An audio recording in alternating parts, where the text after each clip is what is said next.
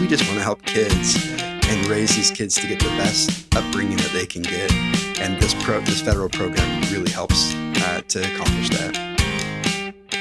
Hello, everyone, and welcome to the Polaris Connection, your podcast that connects parents of autistic children with industry experts and proven results. I am your host, Brad Broyles, and I'm here with my tax credit trailblazer co-host, Nathan Palmer. You know, I wish I was blazing a trail in taxes, Brad, but I think I struggle like everybody else. And in fact, I've always wanted my taxes to do more than they do. And I am so glad we have somebody here today to explain exactly how you can do just that. Yes. And folks, I know that when we talk about taxes, a lot of people just tune off, they go to sleep. Please don't go to sleep. We'll make this as exciting as possible. But today we're going to be talking about tax credits and how that works. And more importantly, our guest, Richard Doe, is here to help us explain how we can use our taxes to help out our kids go through education. Richard, welcome to the show. Thank you. Thank you for having me on. Yep. Richard, you serve as the executive director of Arizona. I'm going to say this without fumbling the words. It's a mouthful for sure. So, Richard, you are the executive director of the Arizona Private Education Scholarship Fund. That's correct. And a co-founder of azcredits.org. Right. So tell us more about those organizations. Yeah, that's right. So Arizona Private Education Scholarship Fund is a mouthful. So we're better known as APESF. It's still a mouthful. It's still a mouthful. Yeah. And we get called all sorts of things, but we don't really care what we get called. We just want to help kids. So we're a school tuition organization, which I'll explain a little bit more in a minute, but we've been around for 28 years. We've raised over $90 million of tax credit donations in Arizona and awarded out over $80 million of that over 28 years to help kids and families just like at Polaris Academy. So really cool program that is probably one of Arizona's best kept secrets. And that's in a bad way because it's such a great program that helps families all over the state. Yeah, I was just going to say, you say you've been around for 20 years.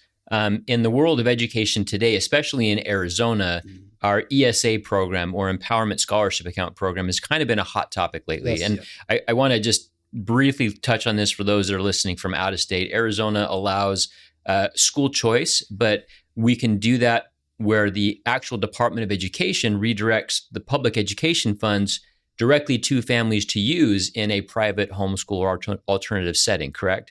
And so your group, though, is not that. You're not taking money from state funding. Correct. This is private money coming in, supporting education, which I think deserves its time in the sun. I mean, that's a great idea. And a lot of people don't even know that's out there. And that's why we wanted to have you on the show, Richard, is because, like Nathan says, this is private money.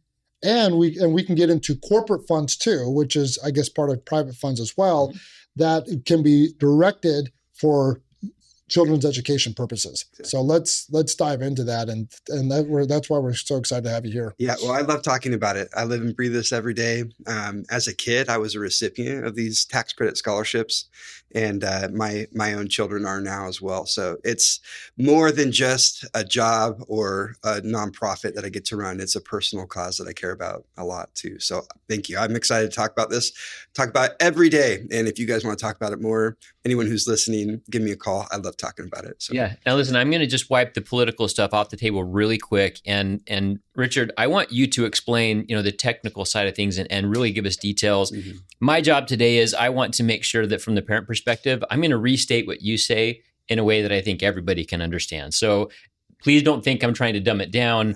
I just like to say things my way. It's not a pride thing. Yeah, to just help everybody get what this is. First question, and because you're talking about all this money, just to be super clear, none of this costs the state a single penny, right? Right. Okay. Yep, exactly. So, and it doesn't cost the family who's donating a penny either. It's really a free donation. So let me start with what a tax credit is. Yes. Perfect. Yeah. Because everybody says free. And listen, I went to economics. I was taught there's no such thing as a free lunch. So free is an odd word, but I think this is less about free and it's more about a redirection. Yeah. Okay. So tell us how this actually goes down. Yep. So in the state of Arizona, there's 4 main tax credit programs where as individual taxpayers like you and me, we can donate or redirect. It's not the correct term, but that's what makes sense. So that's what we say. But it's really a donation where you can get a dollar for dollar credit off your state tax liability. So in other words, you can pay that to the state, to the government, or you can donate it to help a cause or a family or children that you care about. So it's a no-brainer. So to be clear, you're going to have to pay this money anyways. Yes. Okay. So that money is already going out of your pocket. Mm-hmm. So rather than that money going to the state of Arizona, you have the power or the ability to redirect those funds to like a tuition scholarship fund. Exactly. Okay. Exactly. And this is a key term I want to make sure our listeners get, because donations fall typically under two categories. There's either tax credits Mm-hmm. or there's tax deductions. Mhm. And I just want to be really clear on both.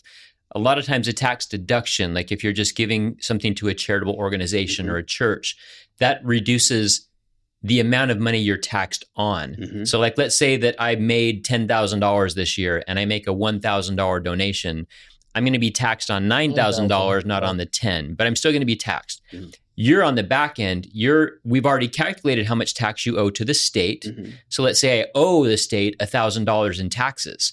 If I make this redirect or this donation to you, Mhm. I'm actually can take that same 1,000, give it to you, and I owe the state $0. Exactly. So it's a tax liability. When you say that, Brad, it's money I have to pay, but I get to Right. choose. Do I give this to the government, Mhm. or do I give this to a To- program that can benefit children and scholarships in school? And it's like, I'm just going to ask the dumb question: why wouldn't you want to do that? I Yeah. mean, Well, people get really confused about taxes. So, the first thing that we usually hear is people say, "Oh, I don't owe any taxes. I'm getting money back."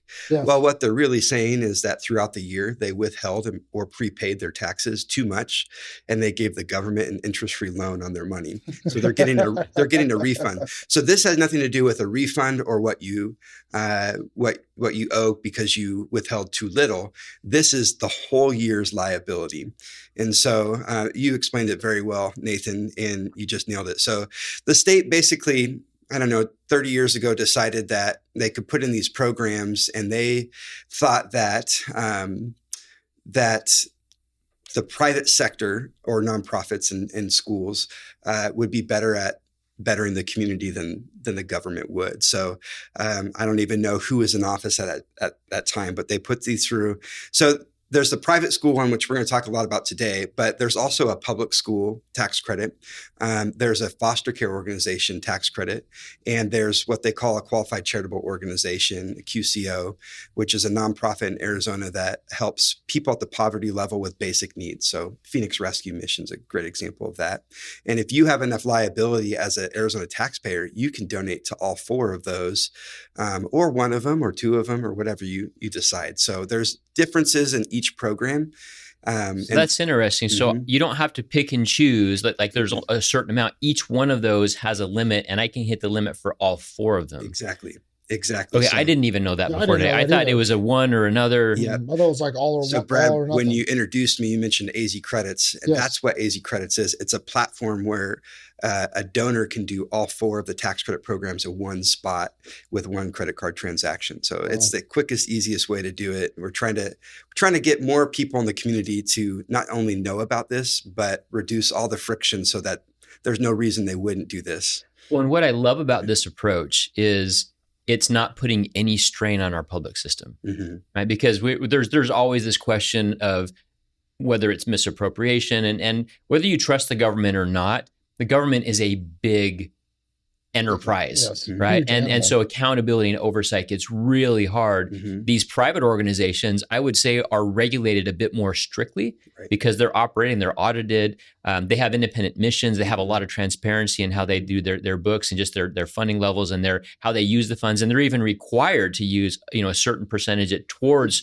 the good of students and for I think scholarships. it's like more like 90%, is it? 95% Yeah, they we're- have to use it. We're required to award a scholarship of at least 90% of every tax credit donation. So in the nonprofit world, like that's a really strong percentage. And I think what I like about that is that I give my money to the state or to the federal government. And yes, I know that goes to maintaining my roads and, giving me all these amenities that we enjoy as a public. So I'm not anti-tax. No. It has a purpose, and it's our club membership for being United States of American citizens and enjoying all the wonderful perks that our country has to offer, right? That's my membership fee. I get that. Sometimes the programs that my club offers, I don't always agree with, but this I love because it's us as private citizens, us as community members taking funds that the government allows us to use and enriching our local community. I know exactly where it's going. I know exactly how it's being used. And I can feel good that I've supported my local community, not wondering I've given this check to some random person and who knows what happened to it. Now I know. And it just gives me that feel good sense of, I don't know, I did something good that day, Yeah, you get a say in how your tax liability is being used when you participate in this program. But I don't even look at it as tax liability. Like, yeah, I'm going to pay it. So the money's not even mine. For me, I just it feels like I get to be part of building something special, which is awesome. It's not a loss. It's a full gain. Now, do you guys ever report back to the families like how their specific funds were used, or they just go into a general, like, can I direct how my funds are used, or do I just have to trust you're going to do something good with it? That's a great question. So the individual taxpayers, when they donate to us, they can actually recommend that a school or a specific child receive a scholarship. So the language is very careful when they wrote this legislation. They use the word recommend because it's not guaranteed. But that's a way that the donor can try to have a say in how their donation gets used. So they recommend a school like Polaris, or they might know a specific family and they want to recommend that child who goes to your school. And then us as a school tuition organization, we can choose to honor that recommendation or not. So for us at APESF, we want to honor every recommendation as best we can. The only reason we wouldn't be able to is if that child they recommended isn't actually enrolled in the school, or if they've already received enough funds to cover, and so you've received too much. Or before that, so like audience, we want to invite you guys to, what would you recommend if you could give tax dollars out to any kind of school or organization or whatever? Please click and subscribe and ask what you would do, or share what organizations you would want to donate or what you would want to use your tax monies for, and share that with the community. We would love to hear from you. Yeah, that's actually a great call out, Brad. I mean, education here I think is key because it is such I'm going to say, not underserved, but just unknown. Yeah. Like I can't. I'm trying to think of a dialogue I'd have with just about anybody I know, and it would go something to this effect: if you could choose whether just to give your state your tax dollars or to give it to an organization that benefits your local community, which would you do? And I can't think of anybody that would just say, no, I believe in the state program over this local education fund or, helping out foster kids. Like those are such worthy causes. Yeah, they are. All right. So now I have a question, just circling back. What if, I'm trying to support a certain child and I can think of, several kids that can benefit by this. What if they get too much? Like, their tuition's covered, but I chose this child as a recommendation. Can you guys hold that over for future years? I mean, is that allowed under your programs? Yeah, it's a great question. So the way that the law is written, at the time we receive a tax credit donation, we have up to 2 fiscal years to award that out. Okay. Or really, I think the language says to allocate that to a student's name. And so if a student applies with us, they get recommendations that exceed tuition for 1 year. We are trying to award it to them, but the school won't accept it because they can't accept more than what the tuition amount is. And so for us, we make that a multi-year scholarship. And so we can make it like a payable for next year. Very cool. But so now it's tied to a student's name. And so that's a way to kind of carry it beyond 1 year. Got it. Or the 2 year limit. Well, I love the 2 year because you wonder sometimes giving to nonprofits, like, they have a stated cause, but sometimes I wonder if they're more marketing machines than actually production machines. Like they're good at telling the story, but do they execute? Yeah. You're telling me you have to spend it within 2 years. So that's a machine I know the dollars are going to work right away and they're going to benefit somebody in the near future. That's awesome. Now, real fast. So we talk dollar for dollar. So if I owe the state so much money, is there a cap on that to where I can give to an STO program like you? Yeah. Is there a cap of something like, or explain more about that? How does that work? Yeah, great question. So every year, there's a maximum amount that you can donate as a taxpayer, and it goes up a little bit each year. So it increases a little bit. So for the 2025 tax year, which you can still donate until April 15th, 2026, if you're filing as a married couple filing jointly, the maximum amount that you can give is $3,062. Okay. And if you're filing single or separately, it's just half of that. It's $1,535, not quite half. It's off by like $1 or something like that. But and then for 2026, that amount's going to go up to $3,131 for a married filing jointly couple, and half of that, or for filing single, married filing separately, would be $1,571. But if your liability is not that big, you can't claim a credit for more than what your liability is. So if I only owe $2,000 to the state for 2025, I can't donate $3,000 and get that. But there's a loophole in that. You can, if you donate too much, up to $3,062, you can actually roll that credit forward for up to 5 years.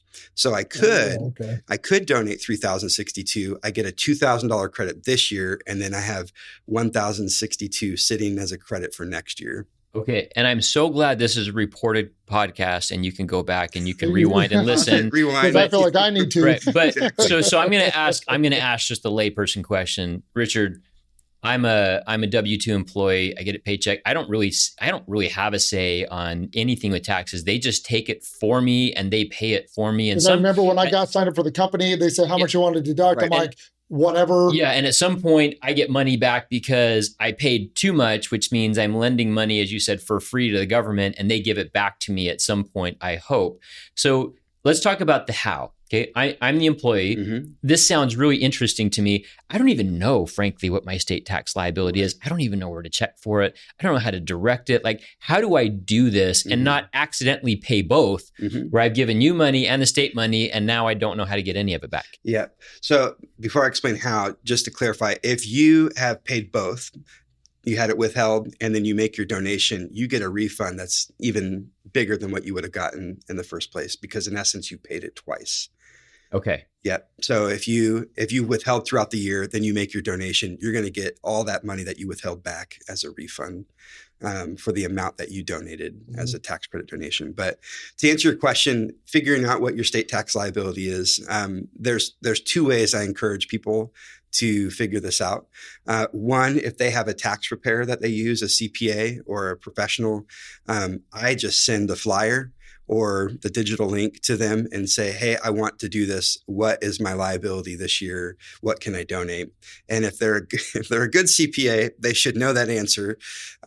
Sometimes people have CPAs in other states because, as you know, Arizona has a lot of transplants and sometimes they're unfamiliar. So that's because this program doesn't exist in all 50 states. So start with your tax preparer. If you do your own taxes, this is what I do. I use a software like TurboTax. I actually fill out all my information. I get to the last page before I file. It gives me the summary and it tells me, here's what your state tax liability is. Before I file, I'll open a new window on my computer. For APESF, I'll make a donation in that amount, and then I'll click the back arrow on TurboTax or whatever, and then I'll enter the information, and then I'll watch my refund, increase by the amount of the donation I just made when I go enter that back into the right section. So I pay that on a credit card. We hit submit, and then I get my return or my refund before that credit card bill's even due. So it's like I never even feel it. Wow. Got it. Okay. So then you get the points. And then I get the points. Exactly. It's like I'm getting paid to do this, right? Okay. So sounds like if it's something you want to do, it's not too difficult. And I'm imagining, if we direct individuals to your organization, which I love your history, there's a number of STO organizations out there. I love that you guys have been around since the beginning. You have a wonderful pedigree and track record. Can't say enough good things about just the trusted nature of APESF. And we'll put all of your contact links in our show notes. But I'm imagining you have people in your organization that if somebody has questions, just to make sure they're doing it right, you guys can help.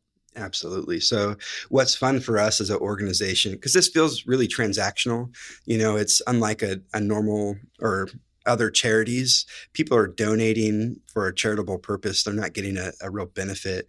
This is a free donation. And so people donate to us because they want to support your school or they want to support a family they know. So for us, what gets really fun is the customer service aspect, the relationships we get to develop with schools and families who are just trying to provide a great opportunity for their kids or, solve a need that their kid has. And so we love talking to families, love talking to donors when they call in.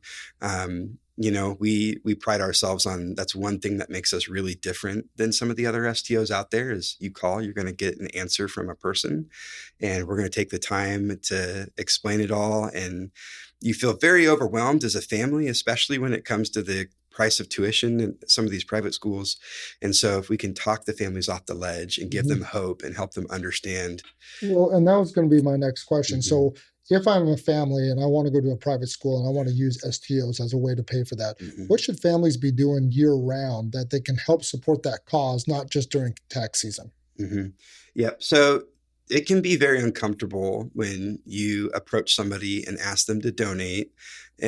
Even if it's a free donation, it's a conversation that not everyone likes to do.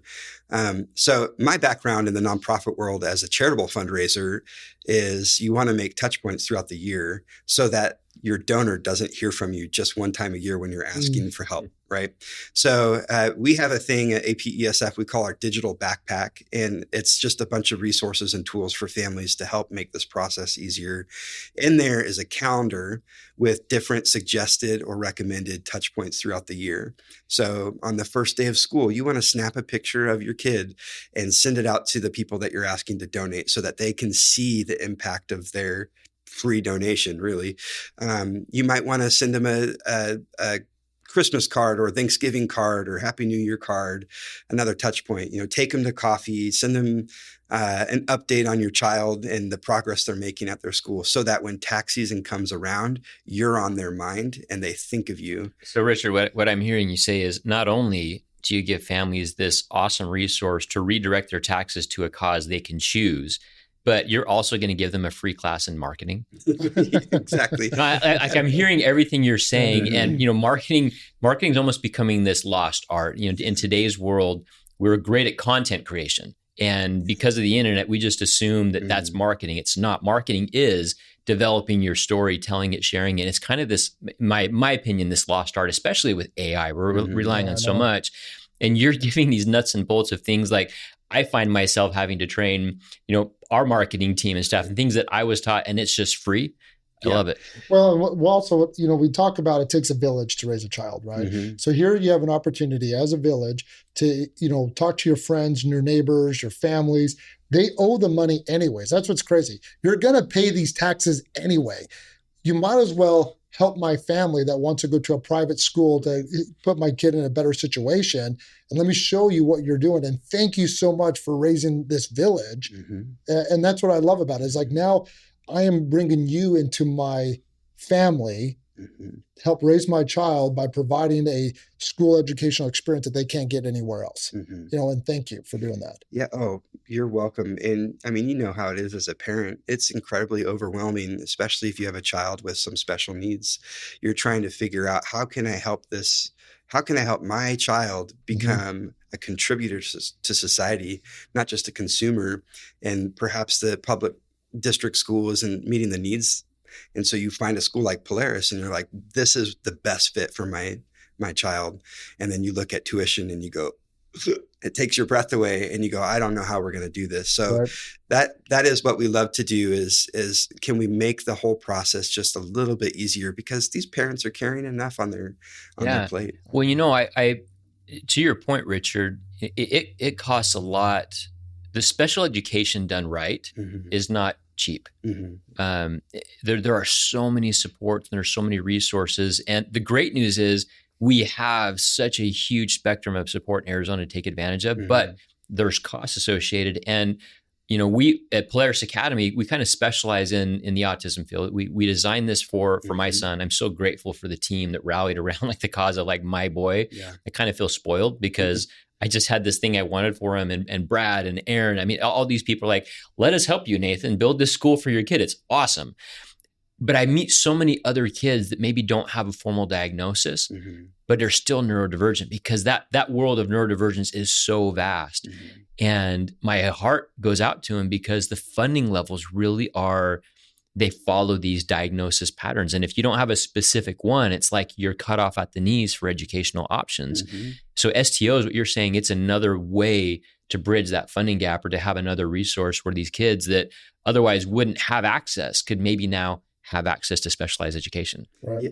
Yeah, exactly. And this is going to be a good segue to something else we should talk about. But to your point, there are certain kinds of STO scholarships that we have where every child qualifies for, regardless of income, regardless of diagnosis, as long as they're enrolled in a private K through 12 school.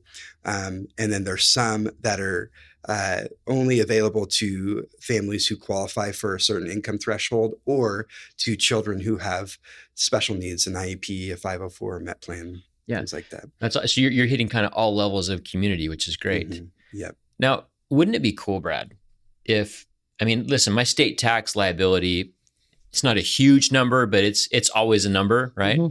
But my big liability is my federal tax liability. The federal taxes we always pay more in federal taxes. Always. I wish there was a way that we can not pay. We can redirect some of those federal funds that we have to pay to something like an STO. Right. That Richard, awesome. Is that something that's on the horizon?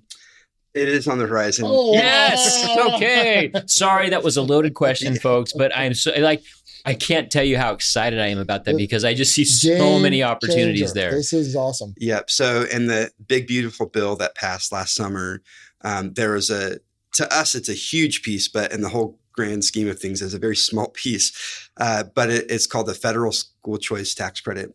And basically, we have the STO, and now we have the FTO. The FSTC, Federal School. Another acronym. Okay, listen, this is a word salad of acronyms. Lots of acronyms. We're just going to call it the State Tax Program or State Tax Credit Program and the Federal Tax Credit Program. Okay. Yes. Okay, stay with us, folks. Yes. So anyone in the country, though, who owes federal taxes will be able to participate in this program. They're still rolling out how it's going to be implemented, but basically the core element of it, as a taxpayer, I will be able to donate up to $1,700 off my federal tax liability, and literally anyone in the country will be able to do that. There is a few little nuances to it that make it a little different than the state tax credit program, but one of the things that's really important is each state has to opt into the program in order for a scholarship granting organization like us to award those tax credit donations as scholarships in a certain state. Okay, so just to be clear, and listen, I'm going to again push all politics aside. This is tax revenue going to the federal government, not to the state, right? So it doesn't cost the state anything. Okay, hang on. So just follow me on the train here. So it's money that I'm giving to the federal government. The federal government is saying I would have been paying to the federal government. Right. But the federal government is saying you can redirect to a cause in your state. So that's money coming back. Or in any state. In any state. Okay. And to allow the floodgates of that cash to come into your state, the governor just has to say yes or no. Yeah. Why would they not want all this extra money from the federal government for free, as you like to say it, to benefit members of their community? I thought you just said we're going to put politics to the side. But we know that Governor Hobbs is a regular listener to the Polaris Connection. Right. So we just want to encourage Governor Hobbs. We love you. Please, we would recommend opting in. Well, and I think the reason, Richard, I said politics aside is because I don't see any political statement in that other than a stance on the underlying principles of the program. Right. And so I'm trying to parse through, folks, if you see politics playing this out, and the reason I walk through just that analysis is there's a difference between a political message and the benefit and intent of the program. This is not a partisan divided program. This is an opportunity for funds that were never in our state to come back to our state and our local community for our supported education. Let's say, you have grandma and grandpa that live in another state, Wisconsin, Colorado, whatever.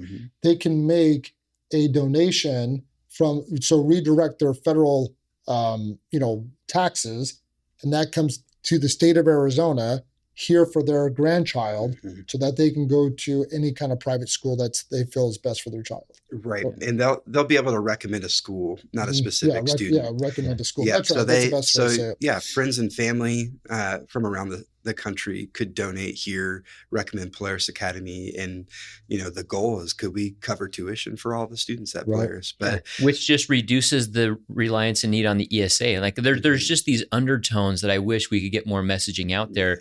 Like we have students, Richard, that fly in from out of state Yep. just to tour because, the things we're doing in serving this population. Arizona is kind of known as a very friendly autism state. Yes. Right. And so there's families that are relocating for services in Arizona, leaving extended family behind. Mhm. And you're saying this is now this bridge where now we can get support Mhm. from all these family groups across the country, and that can come to Arizona. Like there's Yeah, it so takes a much village good. If to our raise a state kid. opts in, if our state opts And in. it just Yes. takes, and from what I understand, you explained this earlier, Congress and the Senate in Arizona have both already passed it and approved it. We're just waiting for Governor Hobbs to say, yes, let the money flow. Yep. Or Okay. she- And we're hopeful that's going to happen. And Mhm. the reason I want to talk about and I know this sounds political, but there are always going to be party politics. Mhm. And there are always going to be infighting and disagreement, and there's going to be stands and statement. I think the reason I want to do this analysis is just to educate all of our listener base, because we are advocates as well. We are the base, and we can talk to our constituents. Mhm. I expect a certain degree of resistance because that's just how bipartisan politics Mhm. play out. But I think the more educated we are as a community, the more we can express this is something that we want or don't want. And I'm struggling to find a reason why we wouldn't. So I'm hopeful that this just spawns the community to say, listen, if you love or hate Governor Hobbs, and I know we have listeners that are both, just express your support for this. This is not Yeah. a political issue. And It to be really clear, isn't.